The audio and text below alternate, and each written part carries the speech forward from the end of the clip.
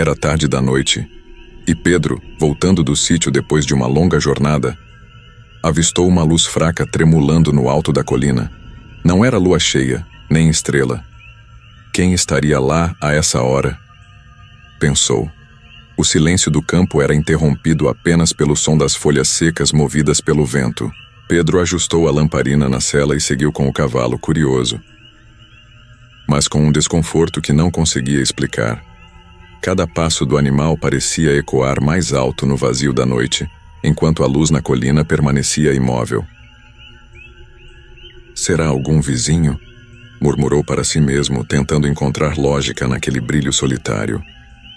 Chegando ao pé da colina, o cavalo começou a resistir. Primeiro passos mais lentos, depois relinchos curtos e sacudidas de cabeça. Pedro puxou as rédeas com firmeza. Calma, rapaz, é só uma luz. Vamos ver o que é isso. Mas internamente, ele começava a sentir o coração acelerar. O ar parecia mais pesado à medida que subia. O cheiro de terra úmida ficou mais forte, misturado a algo que ele não conseguia identificar. Uma mistura de flor seca e madeira queimada. A luz continuava lá, agora um pouco mais forte, pulsando levemente como se respirasse. Quando chegou ao topo, Pedro desmontou amarrando o cavalo em um tronco baixo. O animal relinchava inquieto.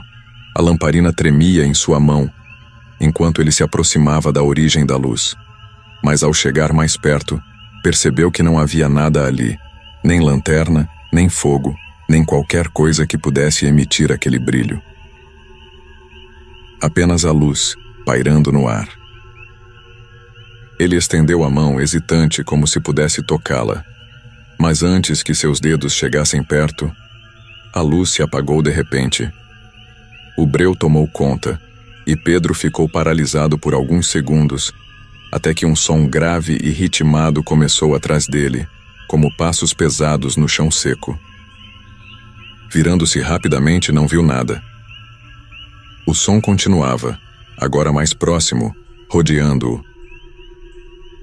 Pedro começou a recuar, tropeçando em uma pedra e quase caindo. "Quem está aí?"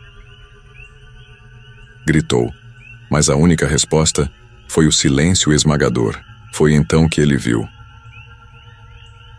Primeiro, apenas um vulto na escuridão, como uma sombra mais escura que o próprio breu.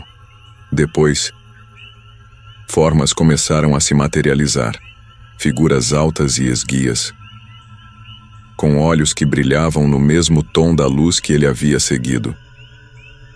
Pedro sentiu as pernas fraquejarem enquanto as figuras se aproximavam, em silêncio absoluto, como se flutuassem.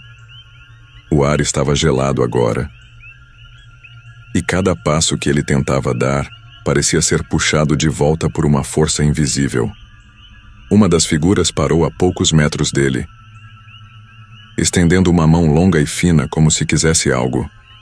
Pedro, tremendo, deixou a lamparina cair no chão e murmurou uma oração. Quando abriu os olhos, as figuras tinham desaparecido, e a colina estava vazia novamente. Sem pensar duas vezes, ele montou no cavalo e disparou em direção ao sítio. Nunca mais voltou àquela colina, e até hoje, quando alguém menciona luzes estranhas no campo, Pedro se limita a balançar a cabeça, sem dizer uma palavra.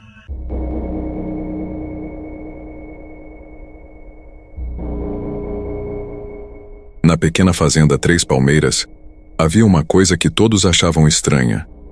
O galo da casa principal nunca cantava ao amanhecer. Os vizinhos brincavam dizendo que o bicho era preguiçoso ou que simplesmente não sabia cantar. Mas para Dona Inês, a dona da propriedade, aquilo não era motivo de piada. "Ele só canta quando algo ruim está para acontecer", dizia ela, quase sussurrando. Ninguém levava muito a sério. Afinal, histórias como essa eram comuns no interior. Mas naquela noite, João, o caseiro recém-contratado, começou a notar que o clima da fazenda era diferente.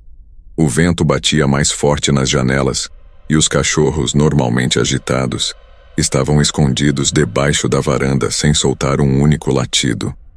Lá dentro, enquanto terminava de varrer a cozinha, João ouviu um barulho estranho vindo do galinheiro. Eram passos, mas não pareciam ser das galinhas. Ele pegou a lanterna e foi até lá, achando que algum bicho tinha entrado. Ao chegar perto, percebeu que o galo estava imóvel, com os olhos fixos na escuridão do mato atrás do cercado. Ele iluminou o local, mas não viu nada. O silêncio era pesado, como se a própria noite estivesse prendendo a respiração. "Vai dormir, bicho velho", murmurou voltando para casa. Mas antes de entrar, ouviu algo que o fez congelar. O galo cantou.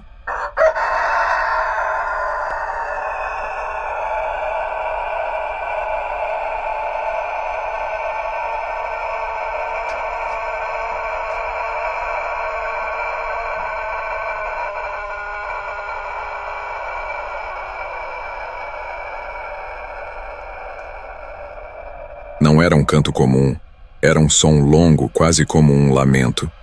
João sentiu um arrepio percorrer a espinha. Ele lembrou das palavras de Dona Inês e decidiu voltar para dentro, trancando a porta. "Besteira minha", pensou, tentando se convencer. Mas quando olhou pela janela, viu algo que o fez duvidar da sanidade. No campo, próximo ao galinheiro, uma figura alta e magra se movia lentamente, quase flutuando. Pegou uma faca e abriu a porta devagar. Mas quando deu o primeiro passo para fora, a figura desapareceu. No lugar, encontrou apenas pegadas longas, como se tivessem sido feitas por pés descalços, mas de alguém muito maior do que um homem comum. Voltou correndo para dentro e passou a noite acordado, ouvindo o som do galo cantar repetidamente, como se estivesse avisando algo. Ao amanhecer, foi até o campo novamente, mas as pegadas tinham desaparecido. Quando contou o ocorrido para Dona Inês, ela ficou em silêncio por alguns segundos e depois disse apenas: "Eu avisei. Esse galo só canta quando a morte está por perto."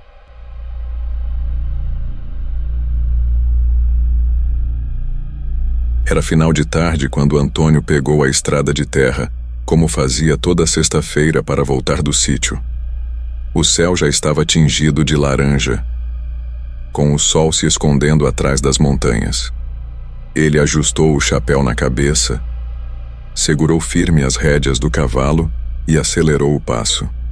Queria chegar em casa antes de escurecer, mas sabia que o caminho era longo e a noite o alcançaria. A estrada era cercada por mata fechada, e a única luz que ele tinha era a da lamparina pendurada na sela. Apesar do cansaço, Antônio estava tranquilo. Já tinha feito aquele trajeto dezenas de vezes, mas naquela noite, algo parecia diferente. O vento soprava gelado e o som das folhas secas sendo arrastadas no chão dava uma sensação inquietante, como se a estrada estivesse viva. Depois de alguns minutos, o cavalo começou a ficar inquieto, parando sem motivo e bufando forte. Antônio olhou ao redor, mas não viu nada além das sombras do mato. "Calma, rapaz, já estamos quase lá", murmurou, tentando acalmar o animal. Foi então que ele se lembrou. Estava se aproximando do casebre no final da estrada. O velho casebre era conhecido na região. Pequeno, com tábuas gastas e janelas que rangiam mesmo sem vento. Ninguém sabia quem o construiu, mas há muito tempo circulavam histórias sobre coisas estranhas que aconteciam ali. Diziam que em noites de lua cheia, luzes piscavam dentro da casa, mesmo que estivesse vazia. Alguns falavam de vozes que vinham de lá, outras vezes, choros. Antônio nunca deu atenção para essas histórias, mas naquela noite, algo parecia errado. Quando o casebre apareceu à frente, ele parou o cavalo. A lamparina tremia na sela, lançando sombras que pareciam se mexer por conta própria. Antônio olhou para a casa e, por um momento, achou que viu uma luz fraca no interior. "Besteira minha", pensou, dando uma risada curta para afastar o medo. Ele continuou o caminho, mas algo o fez parar novamente. Um som baixinho, como o de alguém murmurando, veio do casebre. Antônio segurou as rédeas com mais força, sentindo o coração acelerar. "Tem alguém aí?" Gritou, mas não houve resposta. O cavalo relinchou e deu um passo para trás, como se também sentisse que algo estava errado. Decidido a acabar com aquilo, Antônio desceu do cavalo e se aproximou da casa. Cada passo parecia mais pesado, como se o chão estivesse puxando seus pés para baixo. Ao chegar à porta, empurrou-a com cuidado. A madeira rangeu e ele espiou para dentro. O interior estava escuro, mas não vazio. No canto da sala, uma figura estava sentada de costas para ele.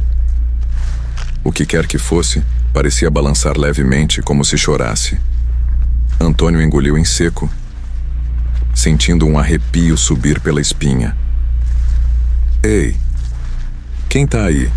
perguntou novamente, mas a figura não se mexeu. De repente, a lamparina que ele segurava piscou e se apagou.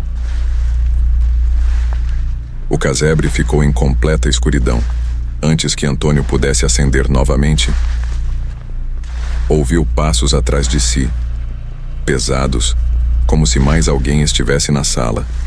Ele virou, mas não viu nada. Quando tentou sair, algo agarrou sua perna. Era frio e pesado como uma mão invisível. Ele lutou, gritando, e conseguiu se soltar. Correndo para fora da casa, ao montar no cavalo, sentiu algo no bolso de sua calça.